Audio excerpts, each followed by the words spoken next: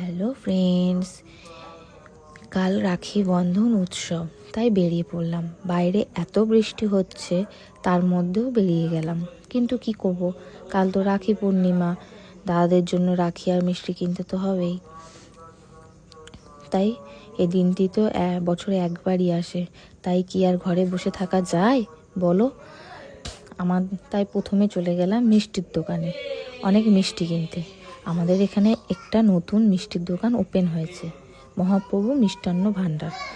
সেখান থেকে অনেক মিষ্টি কিনলাম। এখানকার মিষ্টি যেমন খেতে সুন্দর, তেমন দেখতেও সুন্দর। তোমরা কি কেউ মিষ্টি খেতে ভালোবাসো? ও হ্যাঁ, আমি তো একটুও ভালোবাসি না। ওকে বন্ধু, অনেক মিষ্টি কেনা হয়ে গেছে, এবার রাখি কিনতে যাব। দেখুন, রাখির দোকানে চলে এসেছি। সেখানে দাদারা নিজেদের হাতে কত সুন্দর সুন্দর রাখি বানিয়ে দিচ্ছে। আমার তো ফুলের রাখি খুব ভালো লাগে, তাই দাদাদের জন্য প্রত্যেক বছর ফুলের রাখি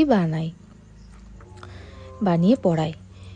ওকে ফ্রেন্ডস, রাখি কেনা হয়ে গেছে, টাটা।